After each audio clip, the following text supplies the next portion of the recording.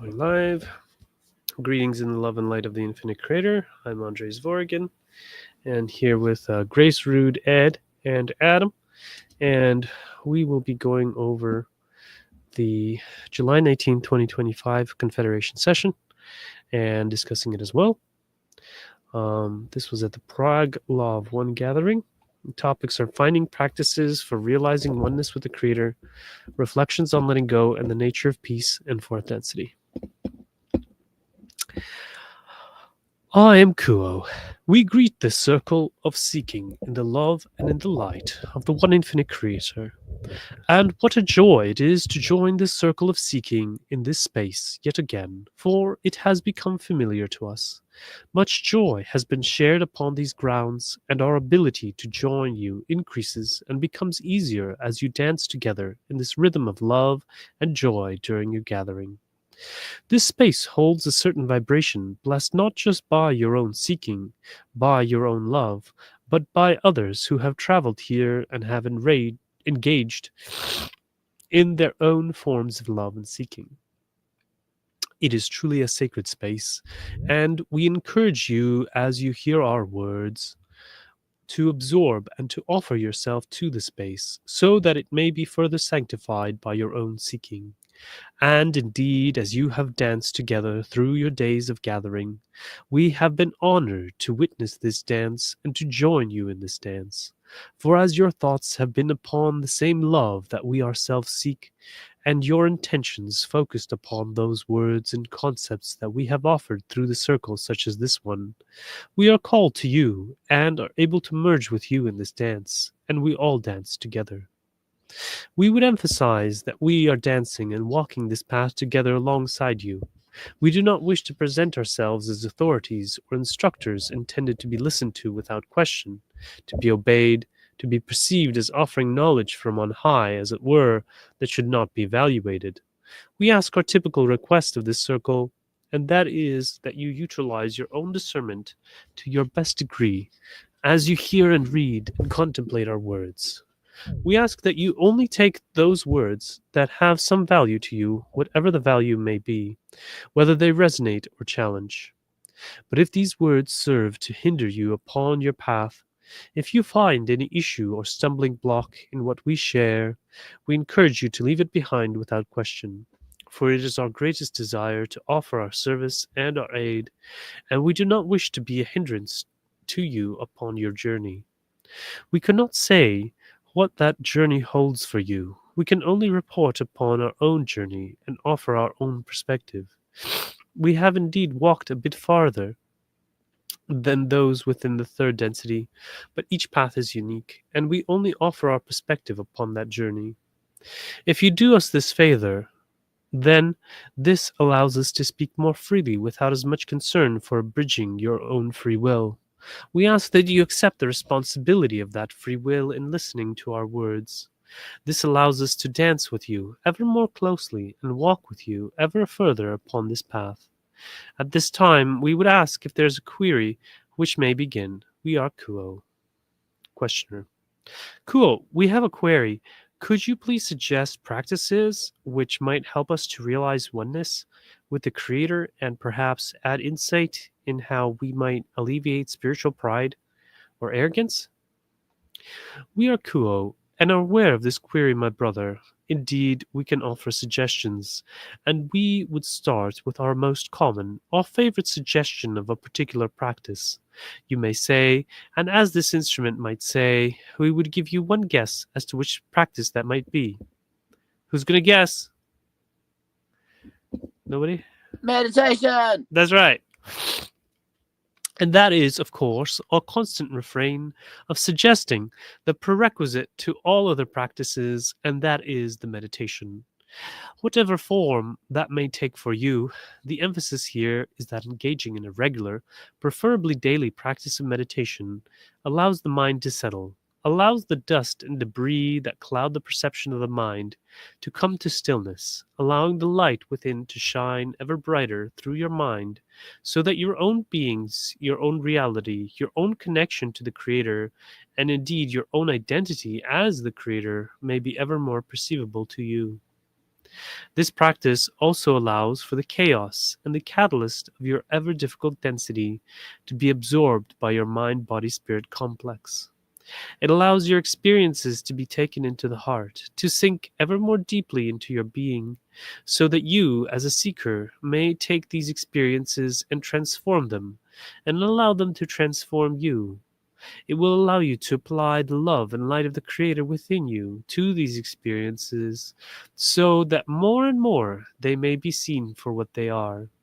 And that is a gift of the Creator to the Creator of experience, so that your perceptions, your desires, your seeking turns ever more closely to the love and light of the one infinite Creator. We understand that those who are familiar with our words through the circle of seeking, through this group, may be somewhat tired of this constant refrain, but we must always emphasize the vast importance of this practice. For if we are to suggest any other type of practice or any other method of seeking, this must be the first step upon that journey. To turn more to the purpose of this question, the intent of the question, we would offer a slant upon this question, as we of Kuo often hesitate to offer very specific types of practices. There are various reasons for this hesitation, one being that each entity is infinitely unique, and there's no particular practice that can be generally or universally applicable upon the life path of each seeker. Thus, to offer particular specific practices reduces our ability to speak to you as seekers, as a group of seekers. However, we can offer certain perspectives, certain ideas upon the idea of practice, upon the request for specific practices, and within our words, you may find an ability to develop a practice from our suggestions, or you may develop a certain discernment and use our words to help you discover certain practices of your own. All right, anyone want to comment on what we've read so far?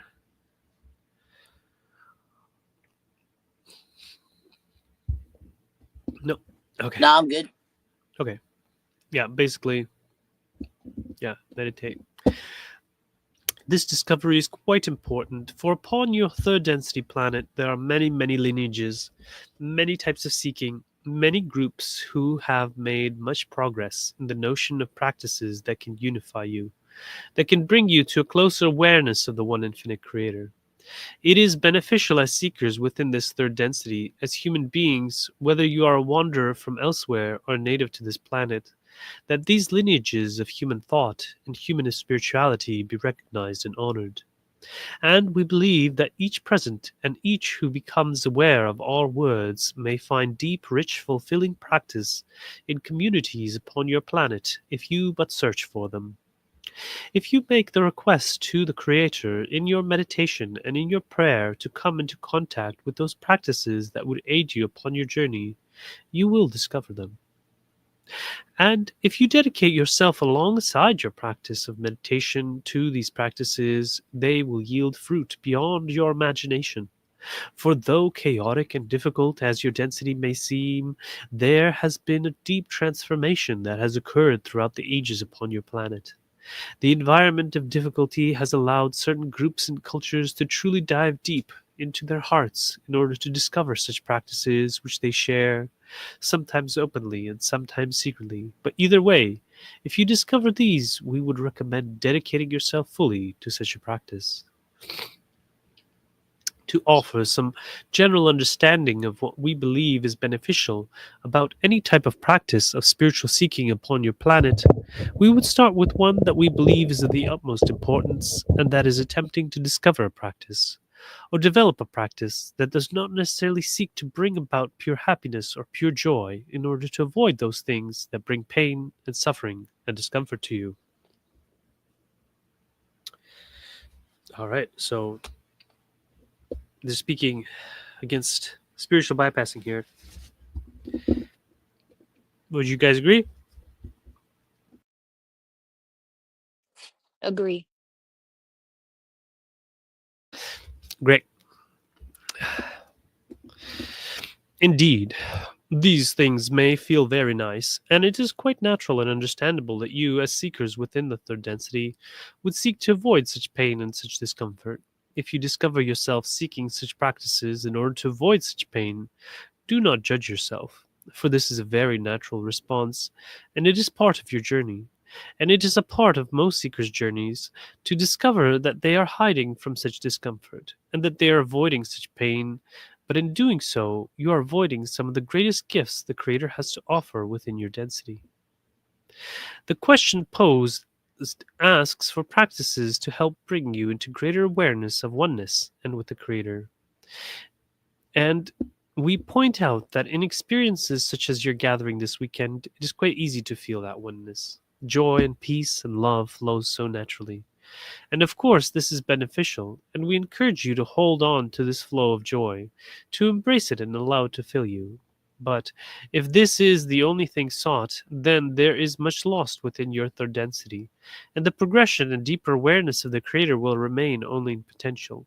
It will not be realized within the heart of self. So we would encourage any practice that you engage in be a practice that, as this instrument has heard, leans into the sharp points, that seeks to engage with the discomfort and the pain and the suffering of your density, so that you may come to greater understanding of its purpose. So that you may discover that, though it does not appear to be a gift, it is indeed a grand gift. Once you receive it and are able to perceive it for what it is, you will discover within the love of the one infinite Creator.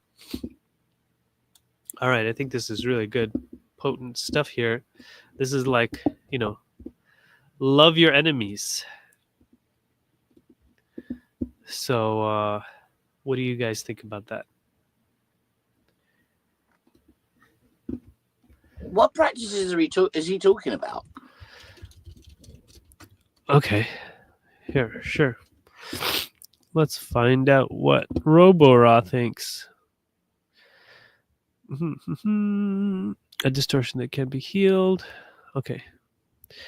Give us some example practices.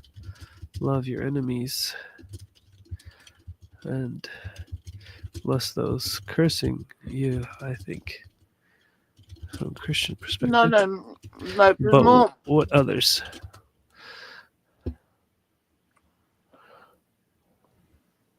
What does he mean lean into the pointy end? What does he mean? Like, do things that hurt you or Okay, so here, if you want, we can have a look at that. So, lean into the sharp points is to engage consciously with that which most beings instinctively recoil from: discomfort, pain, suffering, loss, confusion. These are the crucibles of the third density. Difficult, yes, but divinely designed as catalysts for transformation. The Confederation teaches again and again that catalyst is love in disguise. When we experience suffering, our immediate reaction may be to resist, to distract, to numb. But in truth, each sharp point is an invitation, not a punishment, to peel back the illusions we carry about who we are and what this world is. Why lean in? Because every pain lies a distortion that can be healed, an identity that can be surrendered, and a hidden doorway into oneness with the Creator. To lean in does not mean to wallow or to glorify pain. Rather, it means to hold it gently with sacred curiosity. Why has this arisen for me now? What belief or wound within me does this activate? How might this be showing me something I could not otherwise see? By approaching our suffering as a spiritual exercise with love, patience, and the intention to understand, we begin to transmute that pain into insight, and that insight into compassion. And compassion is the vibration of the fourth density, the blooming of green ray love, the grand gift. Pain that is received within an open heart becomes a teacher, and once that lesson is learned, it need not repeat. The Confederation often refers to these difficult moments as gifts wrapped in barbed wire, unwelcome to the touch, but within them lies an instrument of awakening. When we are finally able to say, perhaps through tears, perhaps quietly, "Thank you, Creator, for this gift I do not yet understand," then we have shifted our vibration. We become vessels through which the Creator may know itself more fully, not only in joy, but in redemption, forgiveness, and liberation of the heart. And the Creator's love, it is always there. Even in the darkened corner of our being, where fear, shame, or loss hides, love is present, not just waiting, but offering itself again and again. Our task is not to create this love, but to become soft enough to recognize it, even in the unlikeliest places. As Ra reminds us, this moment contains love, always, even when the moment is sharp. All right, does that help clarify things, Ed? No. Yeah, kind of. But what practices? They do it like self-flagellation. Okay, let's look You at the know, like practices now. what practices do you engage in that massively up the amount of pain you suffer? Here we go. Is Christian that what they're mystical suggesting practice. that we do? Love through forgiveness. Father, forgive them, for they don't know not what they do. No. This, I this get is the the forgiveness practice. thing. I'm saying, what practices This should is we be doing magically? this is That a magic practice. Are you just willing forgiving people? to Like that. listen to it? Surely that can't be it. Yes, Like yes, that is leaning into forgiving people is like that's yes. kind of the opposite. Surely.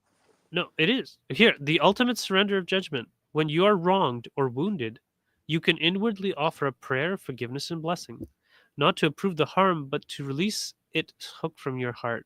This is a heart opening alchemy. See? Magic. Like you like it. Practice. When someone No. harms or I offends you, agree, pray, dude. That's what Jesus did. Like bless you know, this we one. cancel May the they know karma by peace. forgiveness and compassion.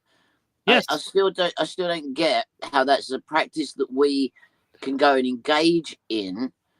That's just Okay, let's do that's another one. what we Tonglen. do to deal with things. Tong, tong, tong, I don't get how that answers the question. Is what I was saying. Tonglen is another example. Here we go.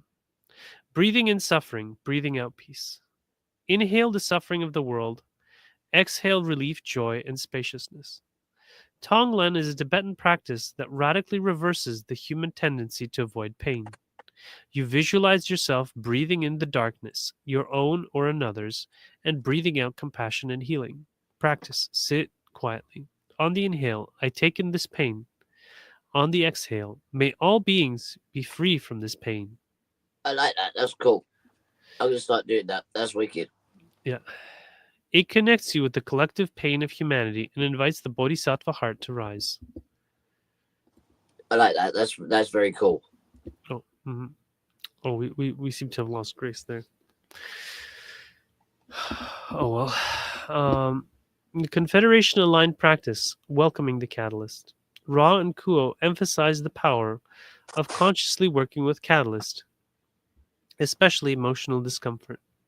The practice is to greet emotional pain as a signal from the soul that love is trying to be known. Practice. Notice emotional discomfort. Say inwardly, Ah, catalyst, what are you offering me? Meditate on the experience. Seek the love within it. Over time, this creates a deep intimacy with your own unfolding. Sufi practice. Polishing the heart through trials. In Sufi mysticism, suffering is often seen as God polishing the mirror of the heart, removing all the blocks from your divine union. Practice. When pain arises, place your hand on your heart and whisper the name of God, or O loving one. Feel the fire of love burning away illusion. Welcome it with humility and longing. Earth centered practice. Composting the pain. In some animists and nature based traditions, suffering is seen as compost, rich soil for new life. This is not a metaphor, but a literal invitation to offer your pain to the earth as an act of sacred release. Sit with the earth, speak your pain aloud to her, offer it into the soil of a body of water, ask that it be transformed into nourishment. The ritual honors the cyclical, regenerative nature of all things, even sorrow. Jewish practice, wrestling with God. In the Jewish tradition, wrestling with pain and even God is not a sin, but an act of sacred engagement. When confused or anguished, speak aloud or write to God, Why is this pain? I do not understand. I want to know you here. It's okay to bring. Okay, well, that's different. Inner child reconciliation. From psychological and esoteric lines, involves sitting with the part of yourself that has been rejected, traumatized, and offering pure presence and love. Visualize or journal with your younger self. I see you, I love you, you're safe with me now. Creates integration, which is healing. I know women usually like that, but Grace disappeared on us, so. I did a picture of me as a small boy in the corner crying once. Uh-huh. Oh, the inner child kind of thing. Yeah. All right. So, I guess we'll move on. Is Adam still here? Yep. Yeah, I'm here. Okay. Here.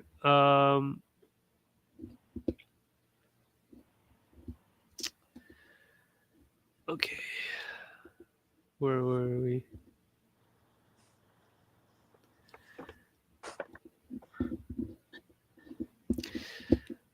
This love is not always apparent. This is by design. This is why we encourage you to seek this difficulty and to seek this type of catalyst, for it is where the most growth, the most so called progression, can be had for the spiritual seeker.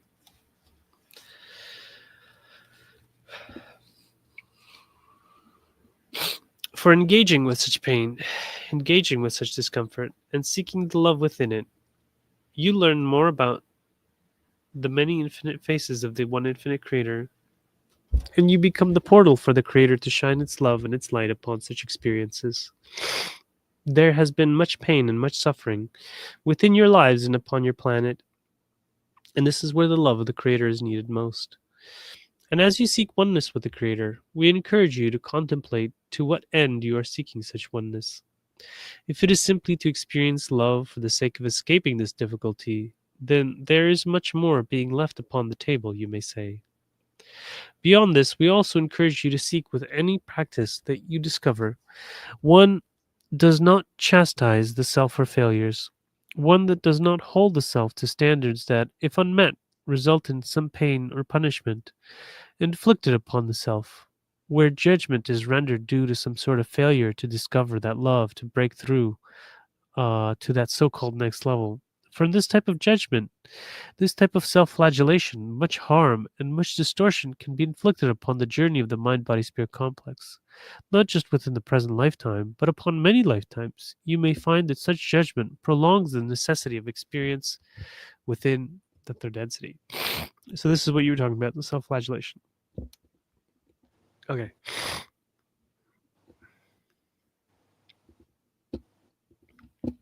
Okay.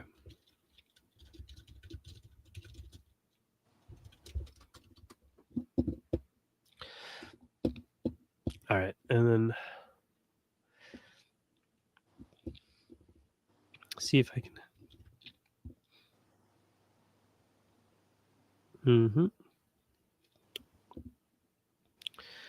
If anyone else.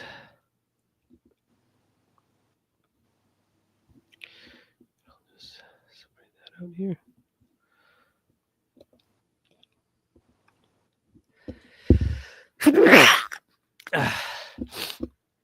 I think it might be after this question, we might leave it for the night because I'm not feeling very well. You seem very sneezy, dude. Yeah, I got a cold and my arm hurts, and so Oh, mate. there's hardly anyone here. So, It's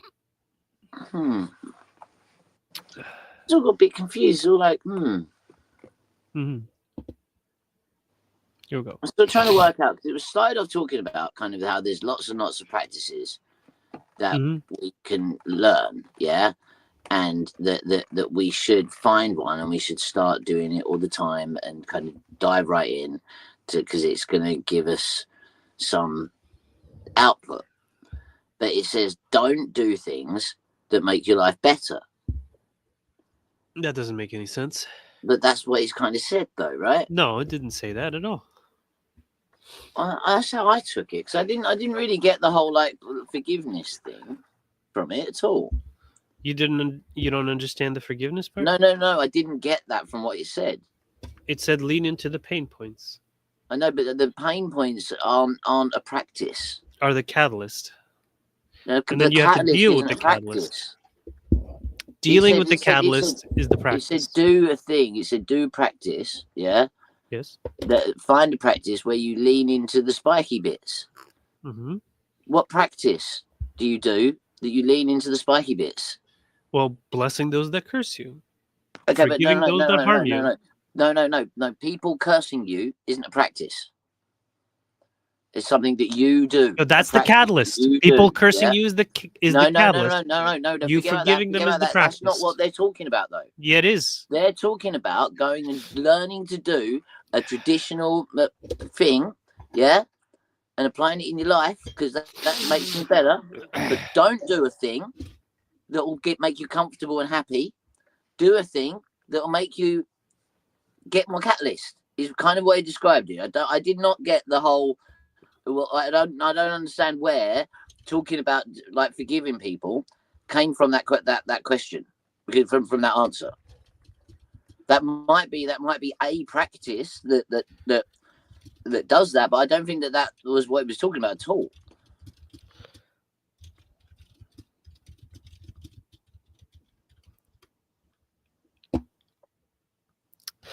Okay. I said, my friend doesn't agree with forgiveness and thinks leaning into the pain points is about increasing the amount of catalyst.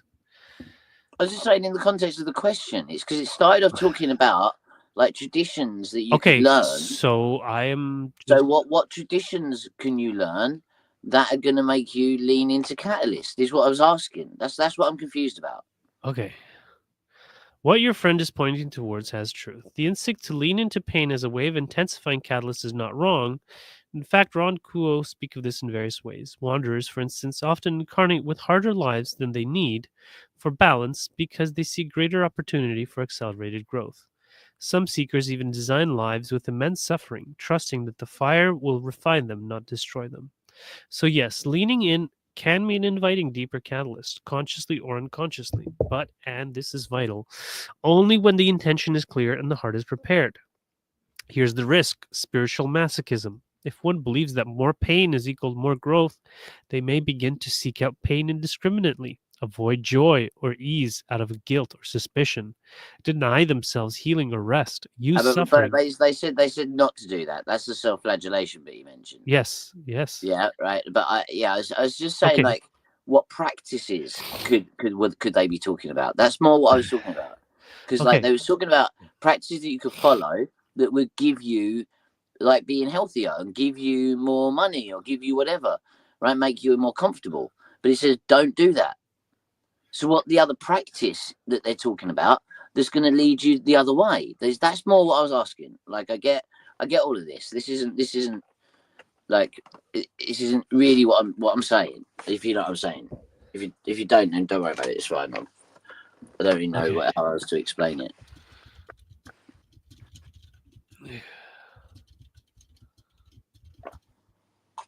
Adam, would you like to say that out loud? Because I can't read it right now. No, that's just the paragraph that I think Ed's pointing to.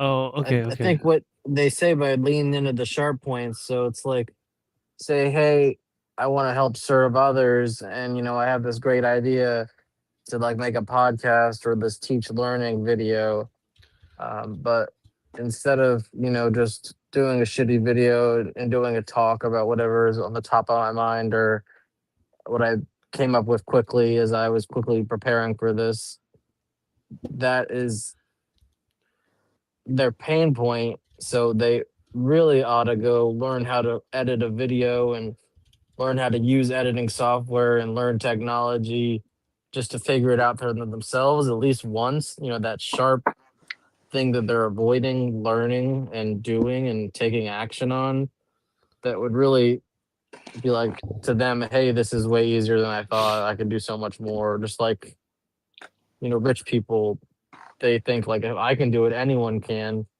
And you have that own mentality when you're at a certain points in your life, like, holy shit, how did I get here? Like, if I can do this, others definitely can do it, What was the paragraph before this one? So here I'm trying. Hold on, it's freezing up on me. I found the one that you were talking about. Beneficial about any type of practice. We would start attempting to discover a practice that does not necessarily seek to bring about pure happiness or pure joy, to avoid those things that bring pain and suffering and discomfort to you. That's what I'm saying. That's the practice, right? So what practice are they? I think that's where your confusion began. Okay, and here is kind of an explanation that will hopefully clarify it. Your friend is picking up on something real to cool material, the very deliberate caution against spiritual bypassing, using light to avoid the dark. But the key is that avoiding pain is not equal to forgiveness, and engaging in pain is not equal to self-punishment. Let's untangle it in a way that might help your friend see the nuance. what Kuo actually discourages: spiritual bypassing. Kuo is saying, do not make your spiritual practice a way to escape pain or discomfort. Do not pursue only joy to avoid what is hard. For in your density, the greatest gifts are hidden in the hard places. This is not the same as saying seek pain or refuse healing. It is saying when pain arises, don't run from it, engage it consciously. In other words, don't use meditation, affirmations, or lofty concepts as a way of skipping over the work of the heart. Forgiveness is not a bypass, it's the completion of the lesson. This is the point your friend may be missing. Bypassing is avoidance, forgiveness is integration. When you Actually, forgive, can I say that I've been saying that to people for years, that you can't just forgive yourself and move on. That ain't how it works. You have to actually do the work. So like I agree with that whole part of it completely. I was more talking about the actual practices that it meant, but it's okay. It's all good. If that's what it meant, then that's what it meant. It's all good. It's all good. I do agree with that as a nuance in there, but that wasn't really what I was saying. I was saying like it was talking about practices. Like so what is it? Just how you use those practices? Don't use them to do like to for that stuff.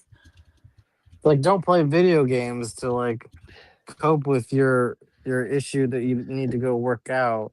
Don't keep meditating to cope with that you still need to take care of the body and regulate your blood pressure through eating healthy, stuff like that. Yeah, I don't know. That's either. I don't know, man. It's okay, all a bit so confusing. This he is claims weird. forgiveness is not doing the work. I hear the heart of his concern. Many seekers feel this way, that forgiveness seems like letting someone off the hook or skipping the depth of what that pain is asking of us. If forgiveness is used too early, it can be a bypass, but if it comes after the work, it is actually the crown jewel of the work itself. Of course, but then you've done the work, so Let's that's doesn't tease matter this then, out does it? gently. What does doing the work mean? The work is not the suffering itself. It is sitting with the pain, not running away, feeling it deeply, honestly, Yeah, with no pretense, asking, yeah, what lesson is this teaching me? Where is the yeah, love here? Accepting yeah, the self and the other, even in their distortion. yeah. This is right. So once you've accepted them, you finish the forgiveness process. This is Yeah. the alchemical process of catalyst understanding compassion, where forgiveness enters. Forgiveness is not the escape hatch, it is the sealant that locks in the transformation. Without forgiveness, pain gets looped, resentment keeps the wound alive, the lesson remains unfinished. With I agree. forgiveness, You're the one that carries around the rage, dude. I agree with all this. okay, That's great. not really what I was asking. Okay, well, that's what it sounded like. Okay. Okay, pain is the teacher, sitting with the pain is studying the lesson, forgiveness is graduating the class. Nice. That's a good way of saying it. Mhm. Like I was agreeing with all this. Like I said, I feel that like sometimes people just be like, "Oh, it's okay. I'll just forgive myself and I'll be fine," and walk off and just forget about it.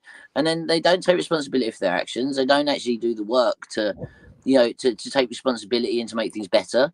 And I feel that that's just as a valuable part of, you know, of of forgiving the self as it would be for forgiving somebody else. Like like if somebody says something like is they are nice to you about it, it's far easier to forgive. Fact of the matter is, if they're not, then you do the work and you forgive anyway. It's not a case of forgiveness is central to everything, dude. I wouldn't be alive if it wasn't for forgiveness. I forgive basically everything all of the time. It comes down to more that like people don't do the work themselves and then they throw around forgiveness too easily, I find. But yeah, I agree with everything they were saying on there. Like, Okay. So um, he's saying some people say they will just forgive themselves and move on and don't do any work. Now we're at the heart of it. Your friend is pointing to very real pitfall, cheap forgiveness, or what we may call spiritual whitewashing. This is where someone yeah, says, that's a good term for it. I forgive myself, I forgive them, all is love and light, but they haven't actually faced the wound, felt the grief or anger, or opened the heart to what the pain was offering. That kind of forgiveness is hollow. It's bypassing, dressed up in spiritual clothes, and your friend is right to be wary of it. two different forgivenesses. Surface forgiveness, bypassing, skips over the pain, uses forgiveness as a shield from feeling, leaves the wound buried but alive, creates repetition of the catalyst, life brings it back around. True forgiveness, integration, comes after the work of sitting with the sharp points, requires feeling the discomfort fully, recognizes, yes, this happened, yes, it hurt, and still I choose love, transmutes the wound into wisdom. Why the Confederation teaching insists on both. Kuo insists encouraging leaning into the pain and not chastising the self. That balance is the path. If you only forgive without facing the pain, you bypass. If you only feel pain without forgiveness, you stagnate and self-punish. If you feel pain fully and then forgive, you evolve. That's the dance. Okay. Does that make sense? Yeah, that's exactly how I'd have described it. Okay, great. I'm glad we've managed to My communicate effectively. initial question was still, a bit iffy. But the way I'm going to see it now is that, what they're saying is that you shouldn't use any kind of practices to kind of to try to kind of make things more comfortable and whatever else. That should be done via other means, doing the work, whatever else. But when it comes down to things like forgiving people, things like that, doing the shadow work, they see that as like vitally important, and their practices that people should be doing more work at, rather than say manifestation, for example. That's the kind of way I see it, as what they were saying.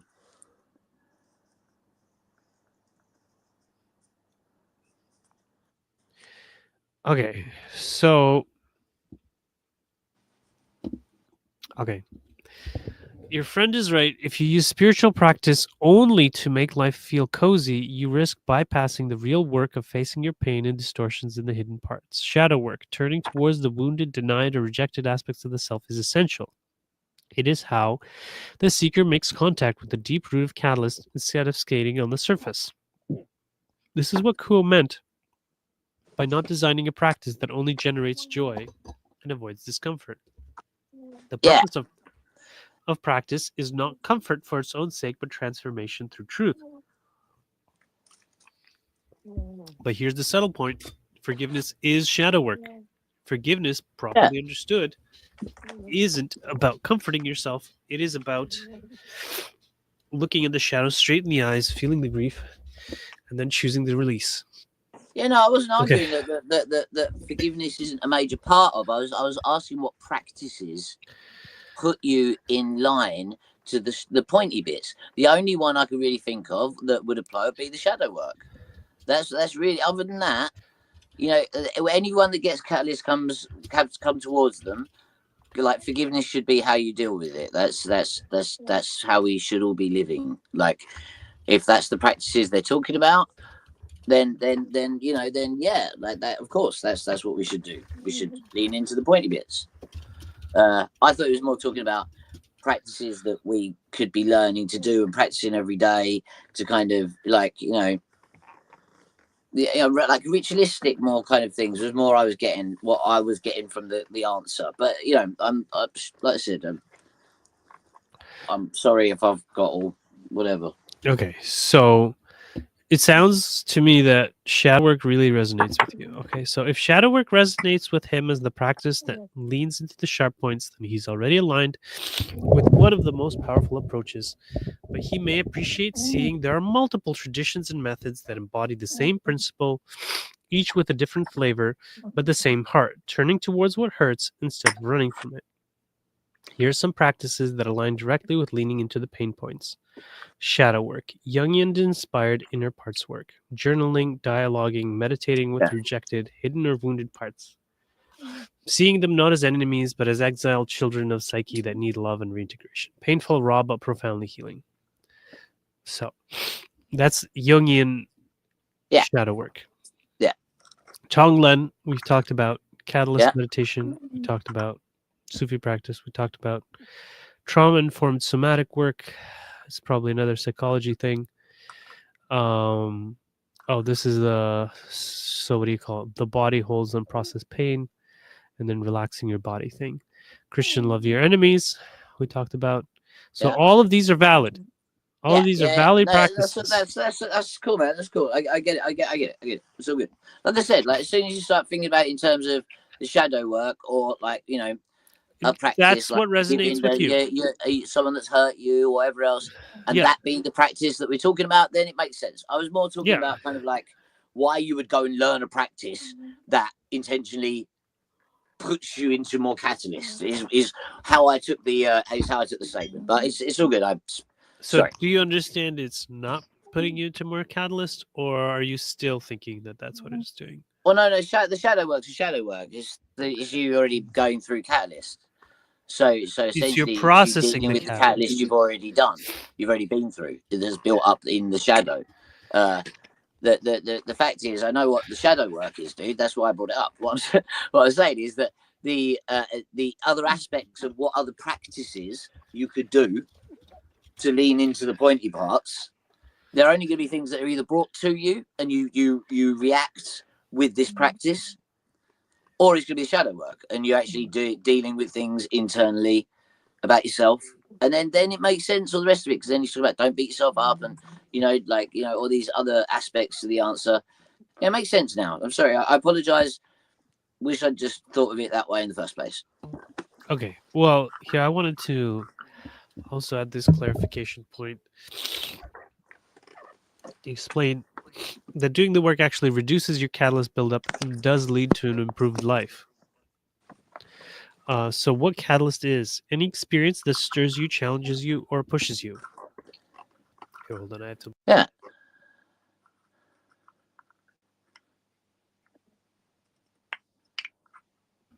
All right. It can be positive, joy, love, beauty, or negative, pain, loss, conflict.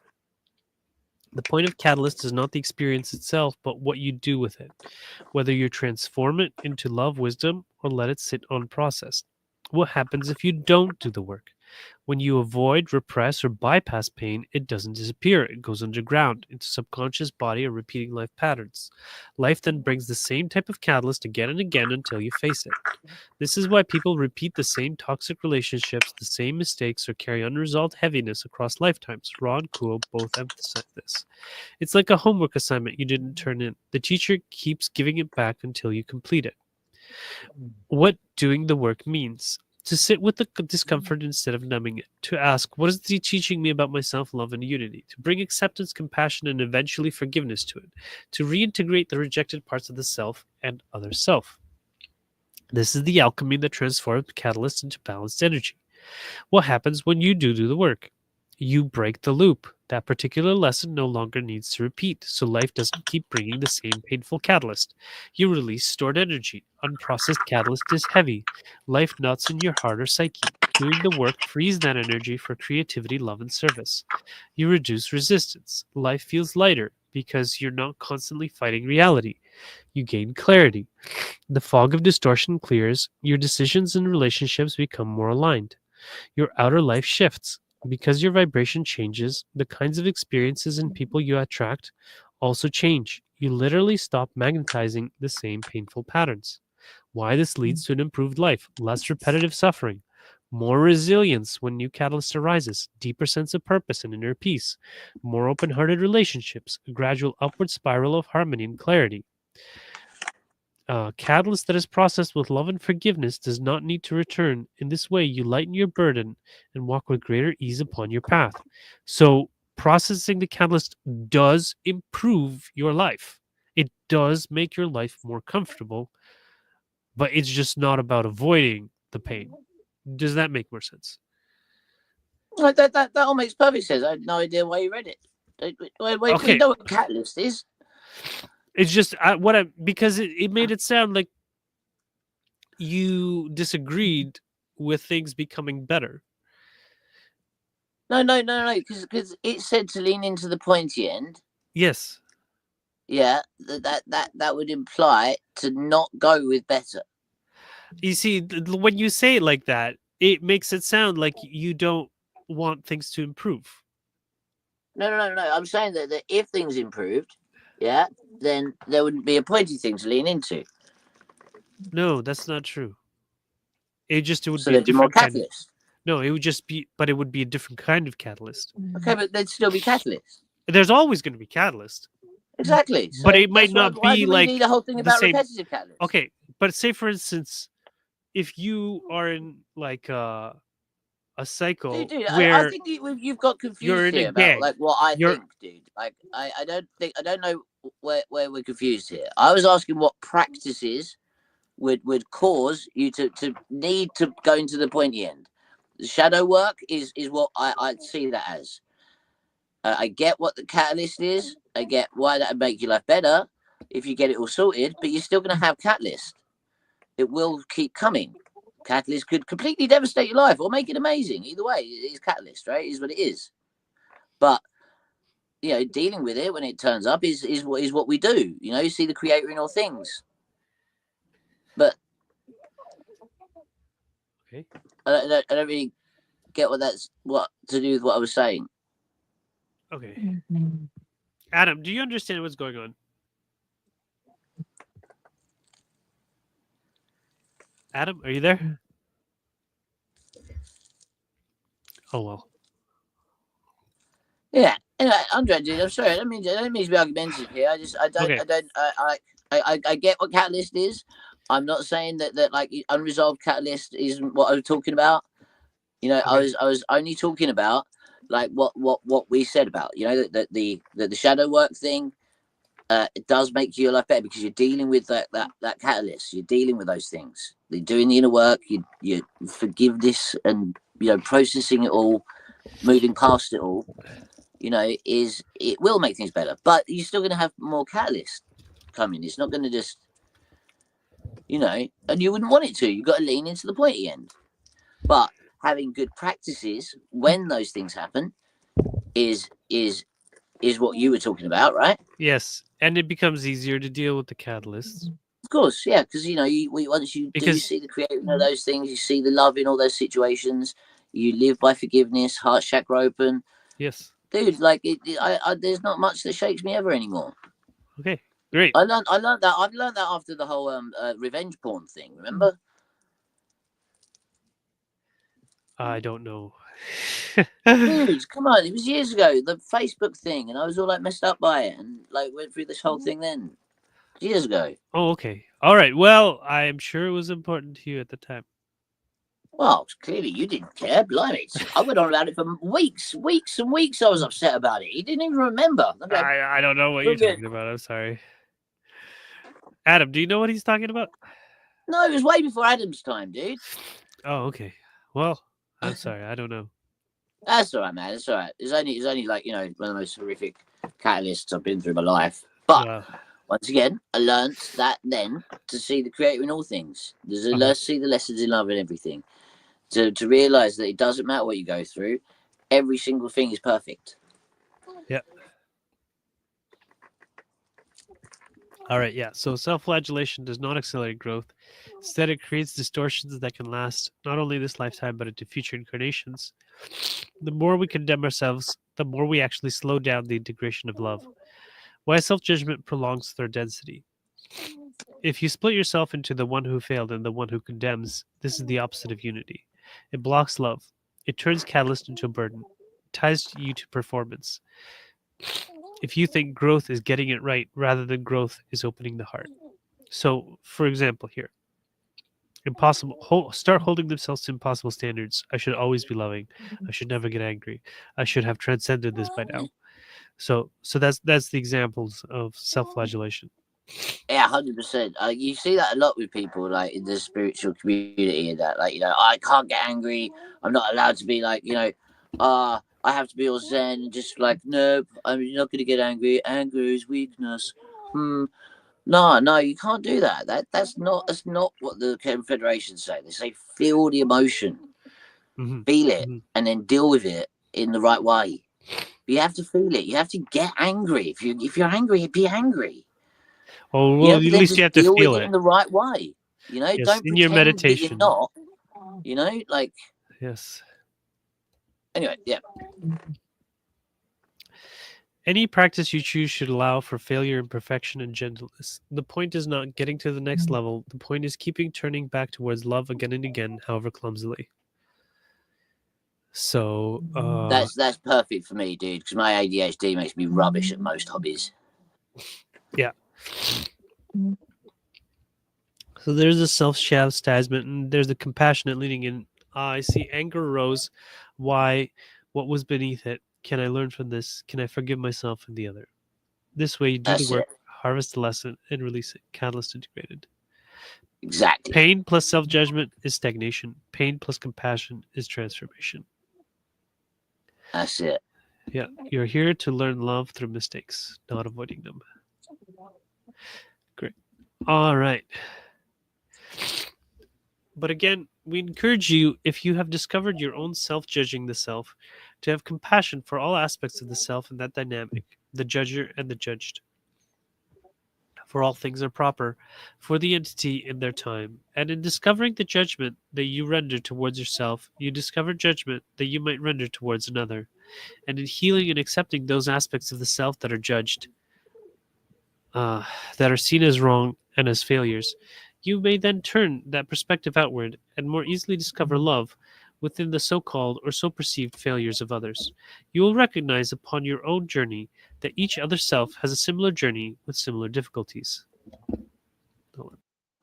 Okay, that is so true, dude. Because like I've always had a bit of a weird opinion of myself, right? And I've always been the one that thinks like I'm a failure and I fuck this up, and I'm always like, oh, right. But one of the things that has always given me is this sympathy and this compassion for others, because I've always thought of myself in that lowest position. I always think of others as higher than me, so I've always kind of like, I don't know, Well, put everyone above me. Don't me wrong, not anymore. I've grown, but that initial starting place really did show me that the connection between everyone. Everyone fucks up. Everyone has stuff go wrong. Everyone needs support and compassion sometimes. That things aren't easy for everybody, and so you can't judge people for anything really. Do you know what I mean? Like you don't know what people have been through until you're there being them. So anyway, yeah, like I've that whole paragraph there really resonated for me. Like,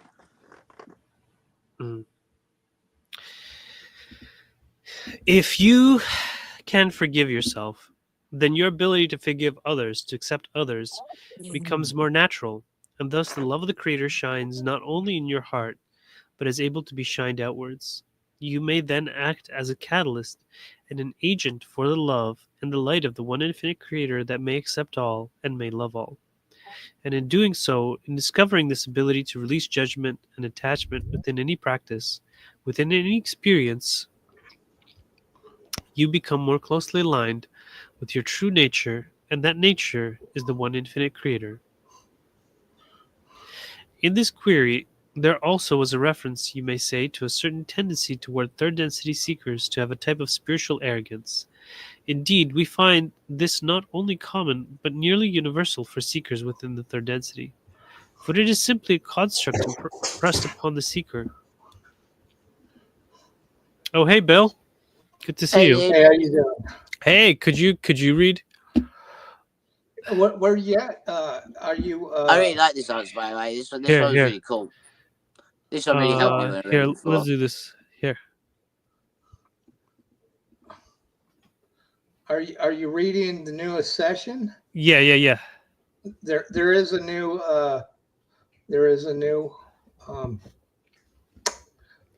Okay. July 19th. Oh, it's the same one. Oh well, for the podcast, it's new. Oh, okay. So July 19th. Okay, so all right. I think we read the. Okay. I have it on the I screen. really like this answer. This answer really, really helped me massively. Like, really did. Like, Okay. Can you see it, Bill? Yeah. Okay. In this query, there also was a reference, you may say, to a certain tendency towards third density seekers to have a type of spiritual arrogance. Indeed, we find this not only common, but nearly universal for seekers within the third density, for it is simply a construct impressed upon the seeker by your environment, by your societies and cultures. This is such a powerful density that it is almost impossible to avoid those things that build up the so-called ego that make one overly confident once they have discovered a type of strength and power within themselves to successfully seek the one creator.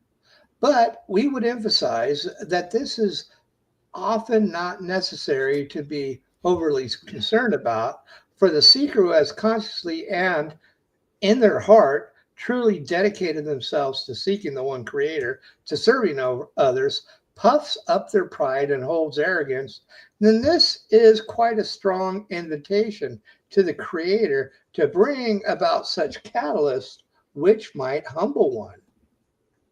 So, our primary suggestion for grappling with the ideas of pride and arrogance and so called ego within the life path of a seeker, within the practices that you may find and utilize upon your path, is to allow all desires. Allow yourself to express yourself as you feel in your heart, and then accept what catalyst may come and discover within that catalyst what it is teaching you. For at such a point in the journey of a seeker, that catalyst will be offering you humility and the opportunity to become humble. Such catalysts will become unavoidable in the path of the seeker. And we cannot offer direct suggestions for how to avoid this, you may say. The only way to truly grapple with such pride is to allow the love of the Creator to bring about your own experience of humbleness through the difficulty of your experiences. This is not an easy environment for any seeker. Your third density in particular carries the quality of intensity that we find to be uncommon among the planets that we work with. And we cannot express the admiration that we have for any seeker who discovers the calling within their heart to seek and discover the one infinite creator within the self and within your other selves upon your planet. For there are many influences that toss you about, that beat you upon the head, that make life painful and difficult, and distract you from your ability to maintain a focus upon this desire. For you have discovered this calling within you, and dedicate yourself to it. For you too truly seek to serve the one infinite creator through serving others. It is incredible, truly incredible, and we offer our own support. It is available to you if you would ask. In much of our own effort, we concentrate upon sending love and light to your planet, and in particular to seekers such as yourselves who may need what you may call a boost, support, and wind beneath your wings, so that you may notice your life path for what it is, so that you can remain centered within your heart and allow your experiences to move through you. Allow your experiences to engage with your whole being, with your thoughts and with your emotions, with your activities and your practices. It truly is an honor to witness and to join you in this journey. And we cannot express our gratitude enough to be with you at this time. For now, we would take leave of this instrument and transfer the contact to the one known as Trisha. We are cool. All right. So, what was that all about? Keep Speak going your truth, chat, man. or- Speak your truth. Let the creator sort it out. Oh, okay. That's kind of what I heard too. Okay. Now let's process this. Well, I know, like, I don't know if it was yeah, when you guys were reading this, or but anyways, I know for me injuring my arm was a very humbling experience, I guess you could say. That was the creator humbling me apparently, and apparently it has to do with trying to do too much or carrying too much weight on my own, that kind of stuff. Well, I mean, it was just perfect because of the whole, other groups and the phone call and the whole bully thing. So for me, it was actually kind of a perfect whole. The whole thing was perfect. I just loved it. Could you elaborate on that? I don't really like to speak badly of people, but Oh, had some trouble with people in other groups, and and I feel like I had the humbling experience. uh-huh. It wasn't fair. Don't get me wrong. It was catalyst and whatever else, and I'd been really beating myself up on how to, conduct myself on these groups for Hmm. weeks and weeks and weeks afterwards because it really, really badly affected me, kind of like PTSD for Zoom Uh-huh. meetings. Oh, I Uh, see. I don't know if you guys noticed, but I've been sitting there with my camera off and not saying anything for like weeks. Oh, okay. Probably was more quiet, I suppose. But anyway, yeah. Anyway, so this here like kind of snapped me out of it because it was like, well, look, you know, I feel that the whole thing was unfair and whatever else, and yeah, I've done all the forgiveness and the whatever else. It's left me unsure about myself, as it were. But it's the whole thing about I have confidence in what I have. It's not pride. It's confidence in what I've learned, and I should not feel ashamed of my Blu-ray expressing that. It doesn't matter what other people say. It's not up to them to have any opinion on my pride or whatever else. It comes down to I will express myself how I need to, and if I'm being a dickhead, then the creator will humble me. But I know that the experience I went through really did humble me in a really kind of, I don't know, I'd say unfair way, but it was very, very concise to what was described, if you know what I mean. Yeah. So meant a lot to me, that one. Reminds me also what we were talking about at the beginning before we started all of this about the topic of homosexuality too. Okay. Mm, How did it mm. remind you of that? Basically, what all we just said. Oh, okay. It's up to them to find out. The humble that experience humble them, go along in their confusion or seeking. Yep. Yeah. Everyone makes their own life path. Uh, I'll add. go I ahead. kind of watched today. It was like over an hour, but it was this former prison inmate's experience after he had a near-death experience. It was a crazy story. He was basically went to prison when he was 18 for shooting somebody like 4 to 5 times. They literally gave him 70 years. This is like in 96 or something like that. So you're 18 years old and you're not looking to get out of prison until you're 88. Okay. So this guy, he had a weird experience where he sees kind of like a spirit, and his cellmate saw it too. And then in 2000, and he was a full-on pagan. He was like the prison pagan. He had all the tattoos, read all the books. He had all the charms, all the protections, blah blah blah. And he had a near-death experience.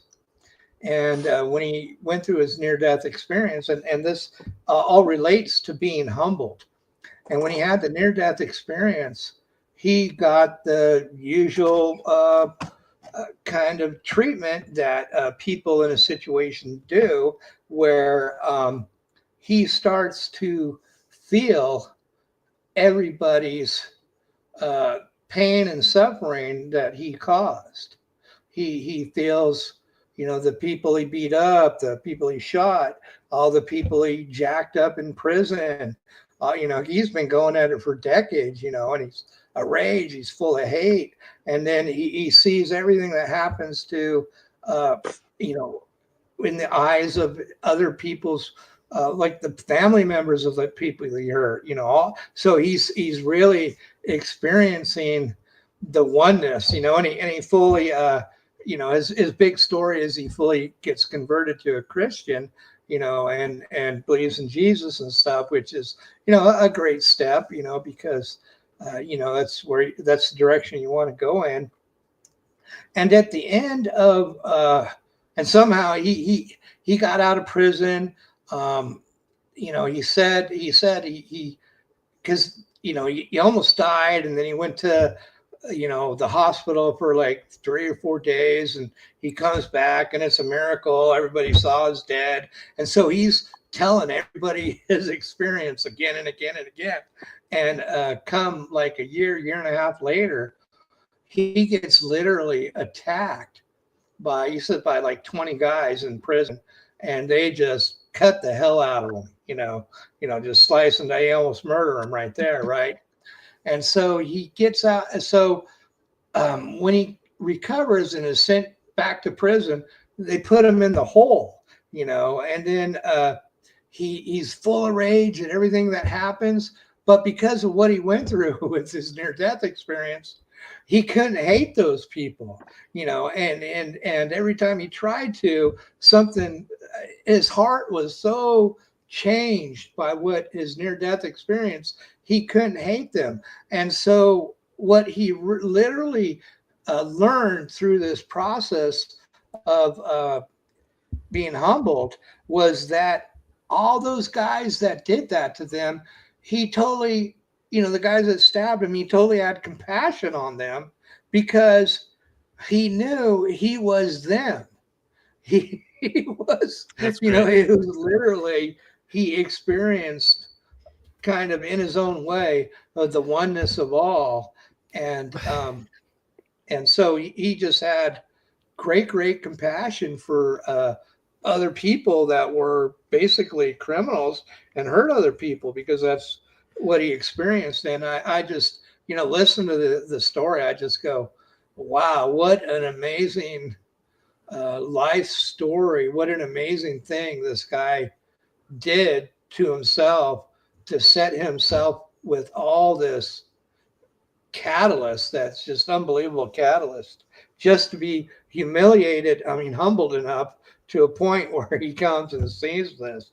And eventually they let him out of prison, and he's a total changed guy, and he's all a Christian, but and his heart's really changed. But it was kind of a remarkable story. But I thought that was like the things entities would do in these incarnations to get to a point is just amazing. Mm-hmm. Well, thanks for sharing. And then that's cool. It was a crazy story. Mm-hmm. All right. Well, I'll just read the summary here from chat. GPT. This passage is so tender. Kuo is addressing something that almost every sincere seeker encounters once they've been on the path for a while, a subtle inflation of the self called spiritual arrogance. They're not condemning it, but reframing it as inevitable and even useful catalyst. And here's how we can process and integrate what they're saying. Why spiritual arrogance happens. Third density, by its nature, creates separation and ego so that the free will can function. When a seeker begins to find spiritual strength inside her power, the ego reflexively says, I'm special now. This is not a moral failure. It's just how the density is built. So Kuo is saying, don't panic if you notice arrogance or pride creeping in. Seeing it already a sign of growth. Seeing it is already a sign of growth. How the creator handles it. Pride and arrogance are actually invitations for humbling catalyst. Life will naturally bring experiences that soften and humble the seeker. Not punish, but to restore balance, like pride comes before the fall. This is the creator helping you stay aligned with love and humility. Example, you feel very wise. Then life gives you a situation where you're lost, confused, embarrassed, and your heart softens again. This is the Creator's course correction, not a punishment. Kuo's advice: allow desire, allow catalyst. Don't suppress your desire to serve, to express, even if it includes some egoic pride. Don't punish yourself for being proud. Instead, live sincerely, express what you feel, and let the catalyst teach you humility. This is gentle, organic self correction. Humility grows naturally out of experience, not self beating. Practices to work with spiritual arrogance. Here are a few ways to cooperate with what Kuo describes. Self honesty journal. Write about moments when you feel superior, special, or ahead of others, not to shame yourself, but to see the pattern clearly. Service without credit. Do small acts of kindness anonymously. This helps shift the motivation from recognition to pure service. Remember universality. Whenever you may have an insight, repeat inwardly, this is the Creator discovering itself, not me being special. Welcome humbling events consciously. When life knocks you off your pedestal, instead of resisting, ask, what is teaching me about humility? Prayer for humility. Creator, help me see myself clearly. Help me serve from love, not from pride. The bigger picture. What's Kuo really saying is, pride will arise, life will balance it. You are admired for even trying to seek and serve in this density. You are supported and not alone. So rather than fearing arrogance, we can adopt a posture of curiosity and humility. Here is pride. Thank you, Creator, for showing me. May I grow gentler and freer through this. This is how catalyst around pride turns into wisdom, compassion, and much more authentic power, the kind that naturally radiates rather than is needs to be asserted. Yeah, well, I'm going through my own heavy catalyst in that regard with my arm, and well, now cold on top of that too.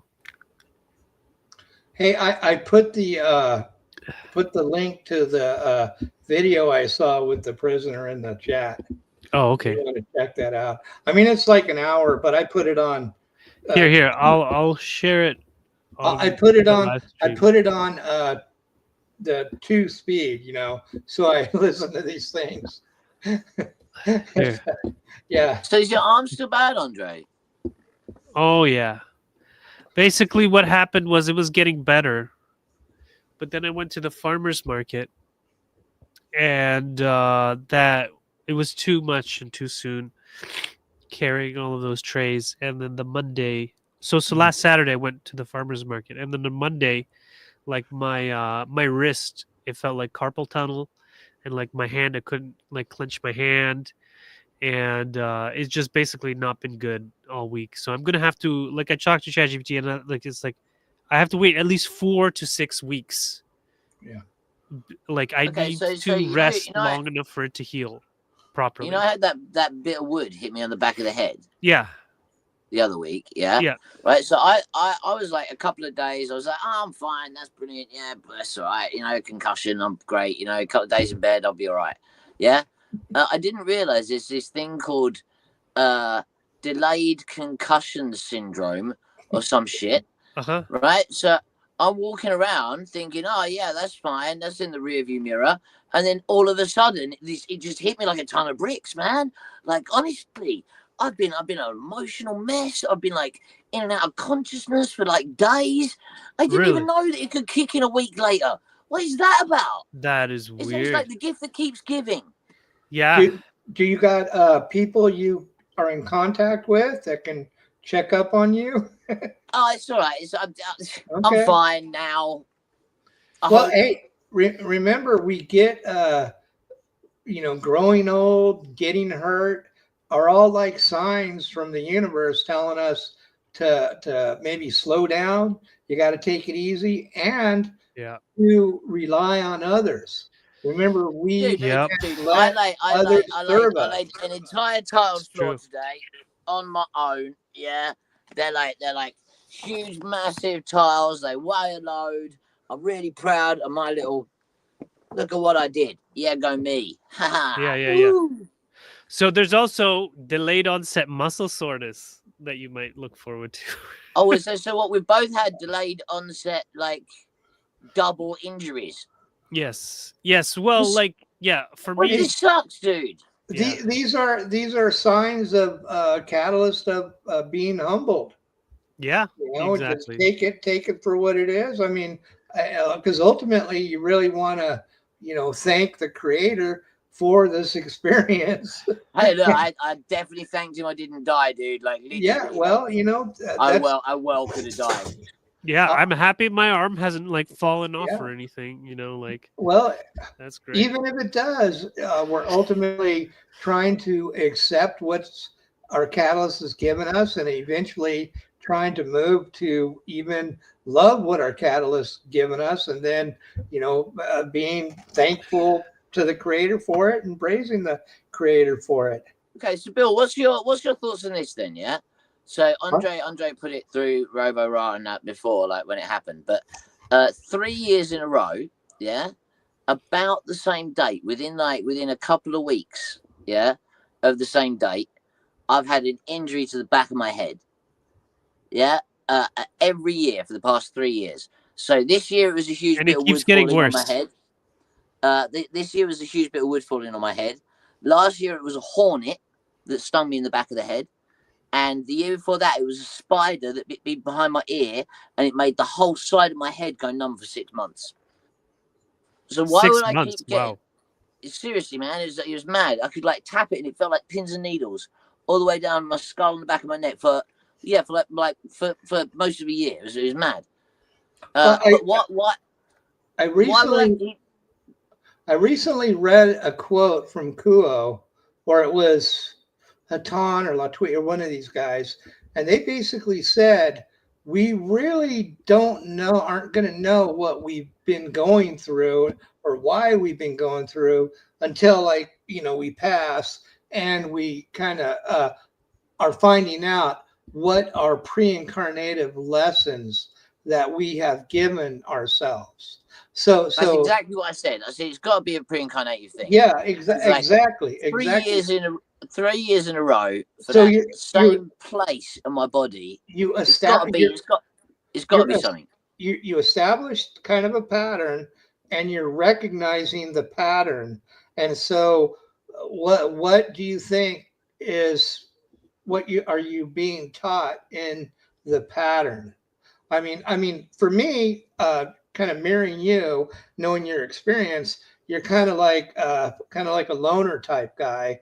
So this would be from my kind of seeing you, this would be kind of, I would say it's kind of your catalyst going and saying, hey, I need to be in touch with more people. I need to, start, building up kind of sources or people I can trust, because maybe. Okay, so like the bugs and that is like nature doesn't want you here.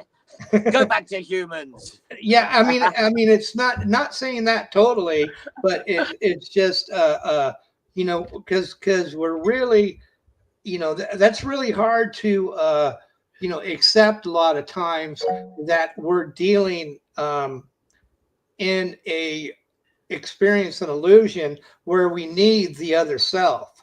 If we don't have the other self, then we're doing the self man. I forget what they call that, the unmanifested self stuff. You're so that's what I would. That's probably where I would go I have with to say, you. dude, that right there is why I rely on having a girlfriend. Do you know Okay, what? good. I can't be like completely alone. Yeah, no, that's that's the best catalyst for us. Yeah. It Anyway, really sorry, is. Andre, go on. Yeah. Yeah. Well, I know like what the Soul Speak said about Ed's thing was that it had to do with like balancing the indigo in the heart or the vocal cords or just something like had to do it was saying basically like doing too much work in the high chakras and not enough in the low chakras. And that would dovetail with what Bill is saying because the low chakra work is about relationships, your interpersonal relationships. Yeah. And so it's kind of like the hit on the head is like, stop doing work here and focus lower, you know, like get down, kind of like bring the energy down to your lower chakras. But yeah, for me, it says that like almost all the injuries I've been getting lately, almost all of them are due to doing too much service to others, and that I need to receive more. Like even just like a couple weeks ago, I was like, "Hey, you know what? I can wash the dishes to help my wife." And I started doing the dishes, and then the sink got clogged, and like really, really, really badly clogged, like that I spent the next day and a half covered in sewage, trying to get it unclogged. You know, and so and like I looked up what is this whole thing, because like this was like the third overflow in like that week, like a toilet overflow or like a kitchen overflow, and it was saying it has to do with putting too much energy into serving, and you need to allow it to be received. And it's like, oh man, and like so everything is like pointing me to like I need to relax and let people come to me and let people help me. And like I know it's helped me grow with my relationship with my kids in terms of letting them help me do things and things like that. So but yeah, and then this cold is just because I just like get it all on this like big road of like, oh, I should do this and I should do this and then I should do this and then that and then like just keep piling and piling and piling, and then like I crash and I get sick, and then I have to slow down, and it's like it's just a constant like back and forth that way. I have to find my balance point. Like I know I have a friend, Fred, not the Fred here, but I have another Fred from my Mennonite church, and he's just I think he's found that balance point. Like when I talk to him and like how is his week, like he just seems so relaxed and he's so healthy, and like he had an arm thing, but his arm thing was like totally resolved within like a few weeks, and he's just like just living the dream, like, and like everything's so well balanced, and like that's a great inspiration for me. But basically I need to learn how to take it easy and not take so much on myself. And remember, this place isn't. We didn't set up our incarnations. Most of us didn't set up our incarnations to be easy. We set things up to be difficult because we want to. Like one thing Ra kind of warned against a few times in the Ra contact about the wanderers is wanderers set up too much shit for them to handle in the incarnation. It's like a list you go down before, like, oh yeah, I want to experience this and this and this. I want to go through that, for sure, do this and that, and so we got to start finding, and because a lot of the lessons are kind of basic. Hey, are we loving and accepting ourselves? Are we loving and accepting others?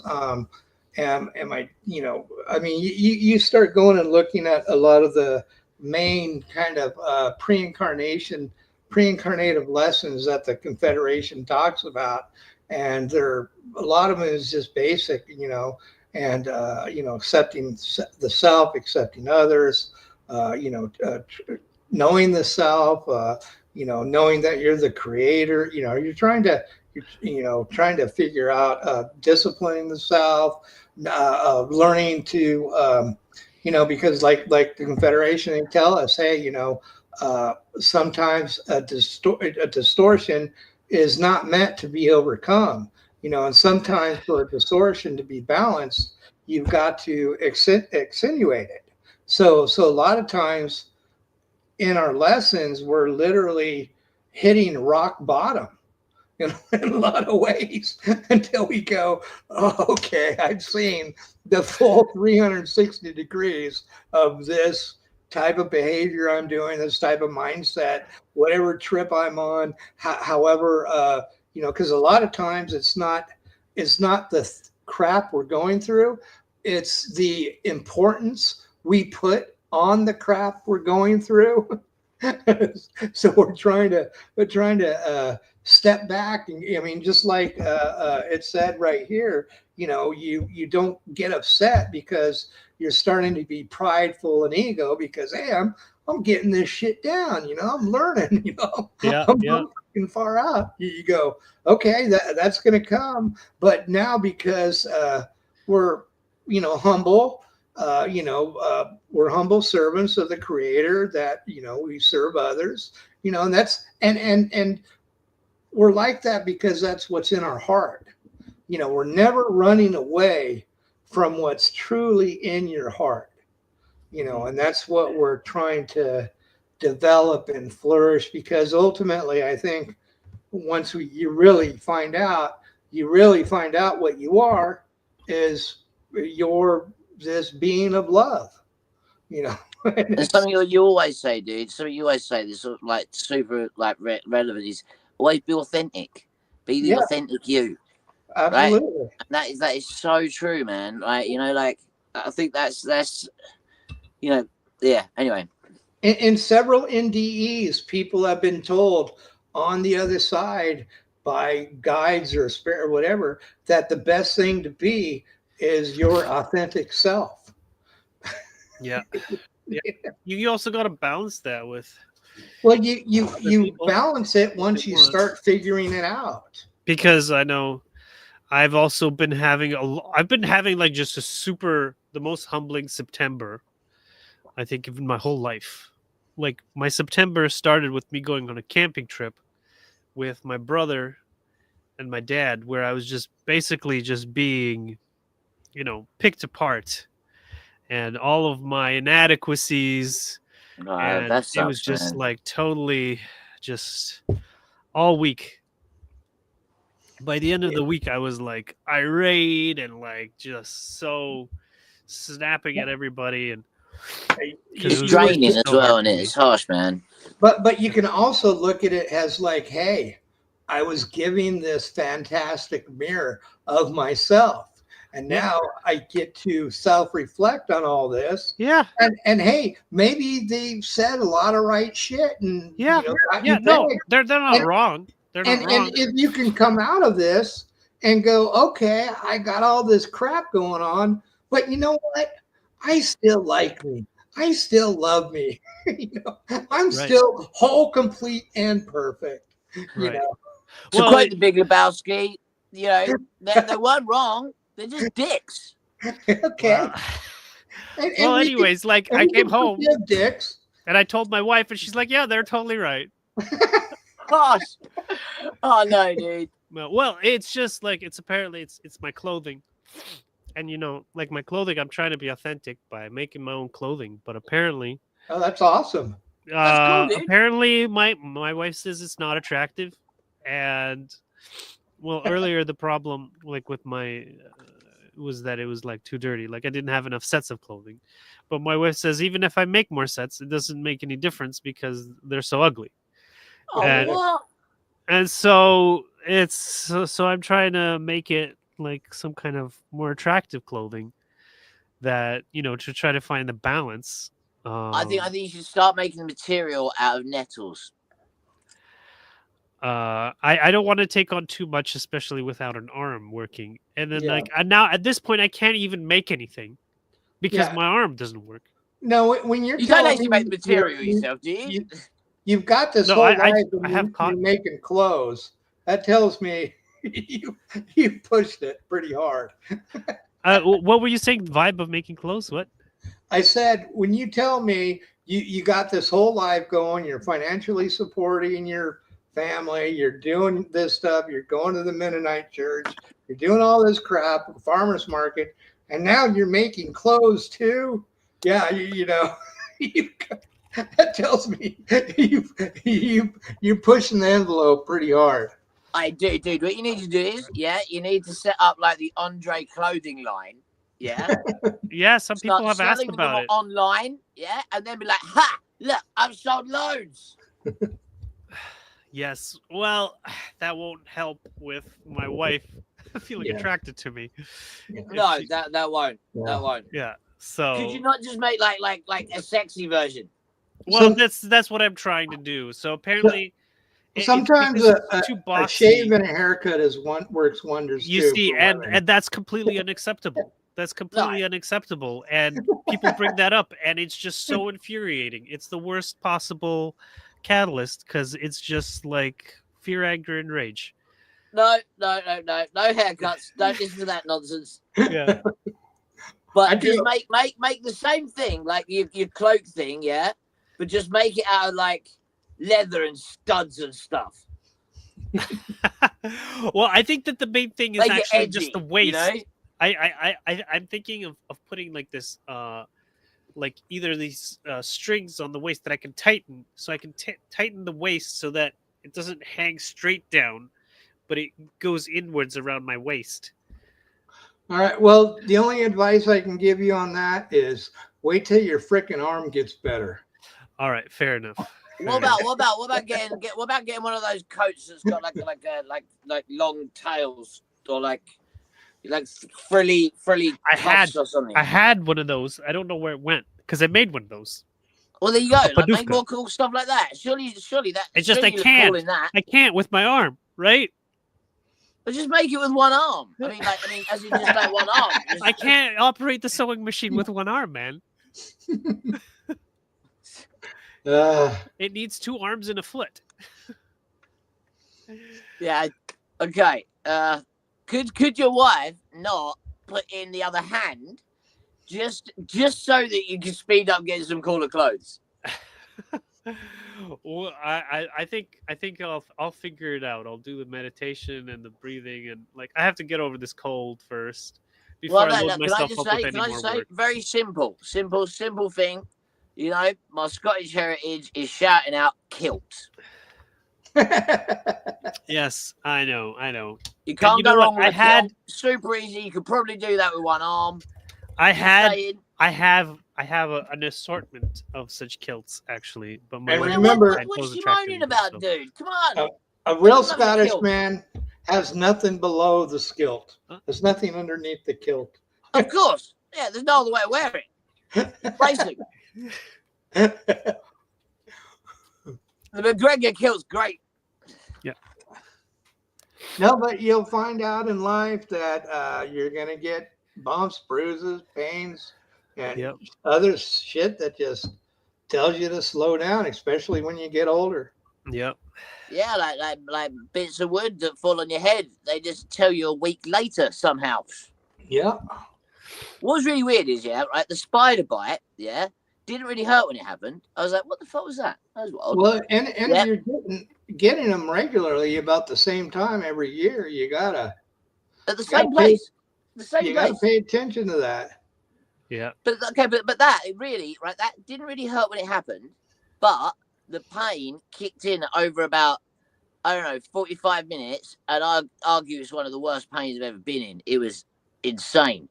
But then after the pain kind of went, I just had that numb feeling thing for months and months after, right? But then the hornet, weirdly, the pain was instantaneous. I mean, like instant.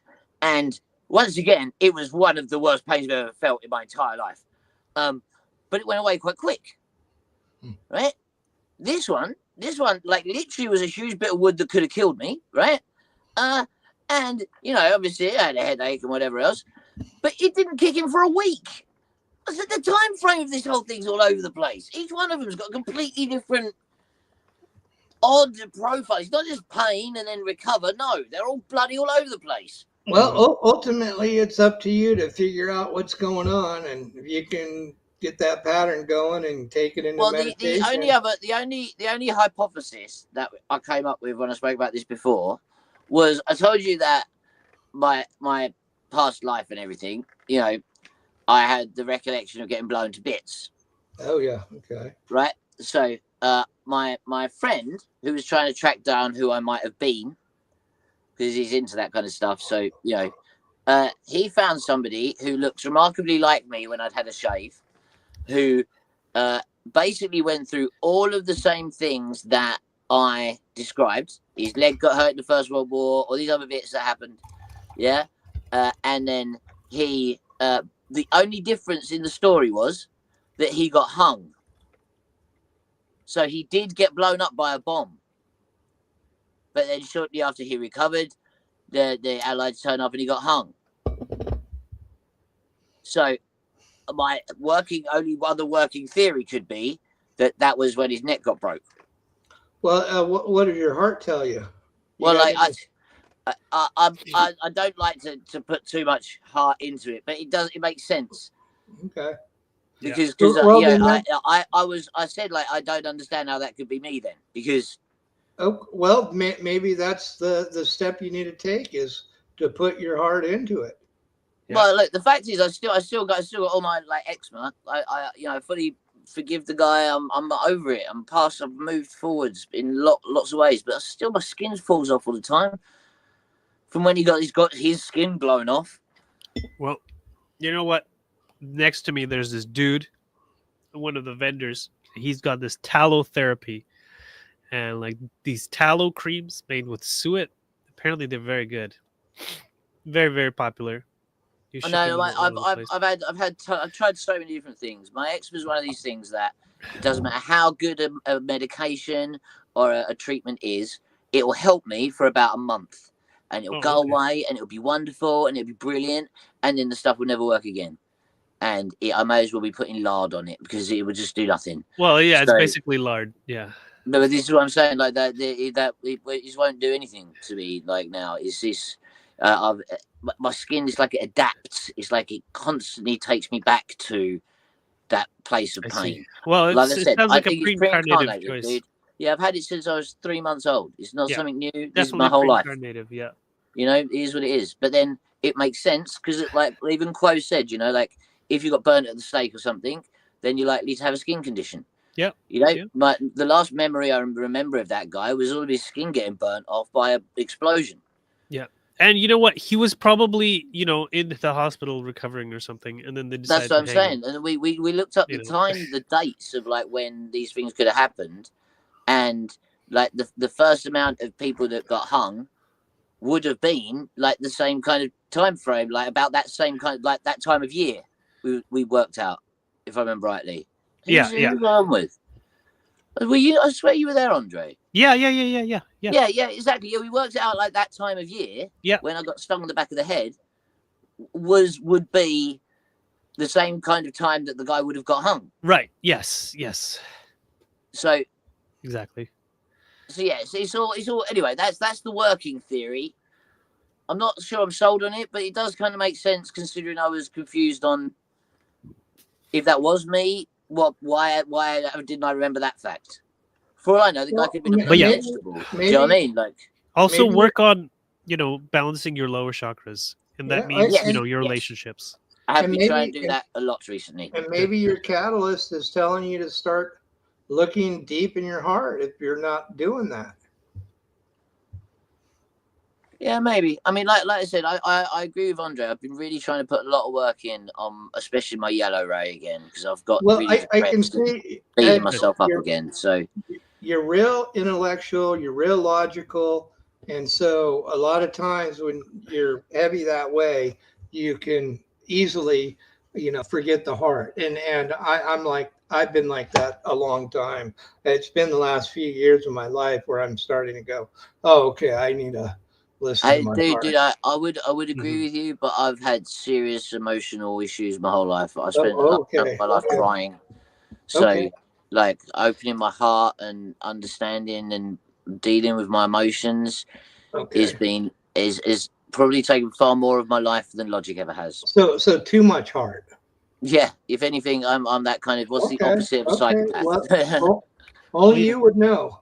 Yeah, you've got to balance all of them. Red, orange, yellow, green, blue.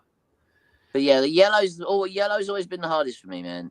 Okay. Like that how I view myself in regards to how group relationships others connect, how I feel that I am with other people, and how I feel that they view me is always been the thing that I've struggled with the most. That's more Andrii.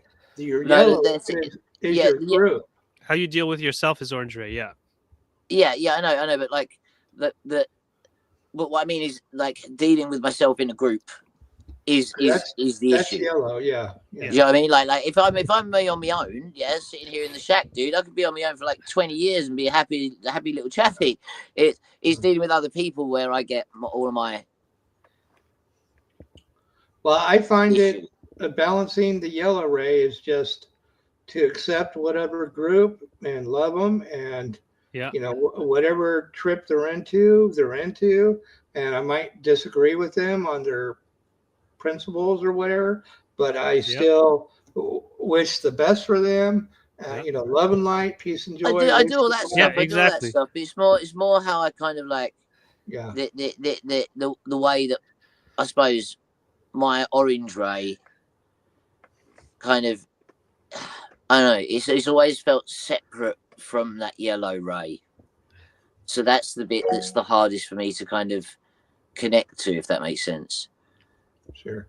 Yeah, I know for me, for like dealing with, well, I don't know if this is yellow or green ray because, well, I was like walking to Walmart and then there was like some guy and he was like kind of talking to his girlfriend, but also talking at me. Like, and he was calling me Jack, I guess like Jack Sparrow or something. And then like he was kind of giggling to his girlfriend. And then I was just like, love and light, peace and goodwill towards all. And like that, like totally shut him up. Yeah, see, like I think of like yellow ray as the more the you that you put out to the world, to everyone out there, and the orange ray is the you that you are inside. Now, I wouldn't say that my orange rays have been very kind to me. That's kind of whatever, but that has led to me having this disparity with the yellow. Now, I think that the thing with me is that since I was a kid, like I mentioned it earlier, I've always seen people as more. So I think that I've always kind of had this kind of propensity just to kind of spiritual bypass in the opposite way and just to overcompensate with love and forgiveness and compassion. And just that's been the way I've survived everything. Like, take it on the chin. I take it on me. I beat myself up. I put myself down. I'm the one that takes all the damage, right? Because all I have is love. And that's where I've always been. I've just been in that kind of little heart chakra bubble, which is dangerous. Well, I wouldn't say that's a heart chakra bubble. Like being mean to yourself is not part of love. No. Still be orange ray, but it would be an orange ray blockage. The rest of it is different, dude. It's like the only thing I've ever had is awareness of that heart chakra thing. All the rest of those things have taken unlocking from that central point, not the top and bottom.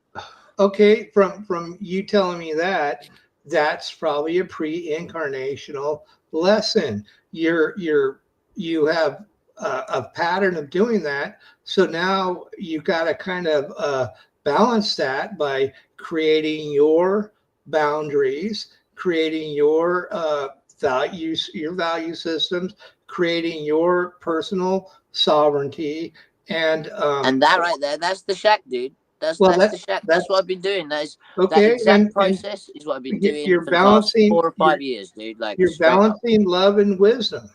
That's it. what you're trying to do, because that is what I'm trying to do. Yeah, you don't want to be you don't want to be just a doormat for people. But at the same time, if you can get over it and you can really be love, you can allow yourself, if you're willing, to be a doormat. I was for years. I was happy to. Yeah, I know. I saw it as service. Yeah, I don't mind that. Yeah, you can do that. But if it's gone too far and you need to bring it back some, then do that. Because I never valued myself enough to pull myself back out. I mean, whereas now I do. Now I know my worth. I've built my sovereignty. I am far more than I ever was. This is why the Confederation calls it a dance. It's an ebb and flow, a rhythm. Yes. You're going one way, you're going the other. And the importance of going through all that ultimately is to always come back to your center and know that you love and accept yourself, and know that you're the creator, know that you are love, and you can handle this dance that's going on. And And when you can handle that dance and you can love and accept yourself, you can do for others what you are doing for yourself. And it's all part of the dance. 100%, dude. I mean, like, there's been a few little turning points in my life that have kind of like taught me that where I went wrong, you know. So when I first started doing the whole chakra opening, and when I first started doing the energy work, like fucking, I don't know, 7, 8 years ago, when I started doing it all, like I said, opening that yellow ray was so hard. It was like it didn't exist. Yeah, and I found that the only way I could do it was if I concentrated on love, if I concentrated on the heart chakra, and I like beamed love down towards my solar plexus, my like the and it kind of acted this like to energize and awaken it, so it kind of flourished into this sun. And like the thing that allowed it to kind of burst open and become what it was that realization that I am the consciousness of creator, that is that there is nothing else, that and how could you not love a creator? That's the one thing in my whole life that I've always known, you know. Very good. So, thank you. And I just really have to go. All right. And so as I found you, I leave you in the infinite love, the infinite peace of the infinite love you, creator dude. within you and all around you. Go forth, therefore, rejoicing in that infinite power and infinite peace. Adonai, my friends. Yeah, I'm going to go too. And Ed and everybody, just know that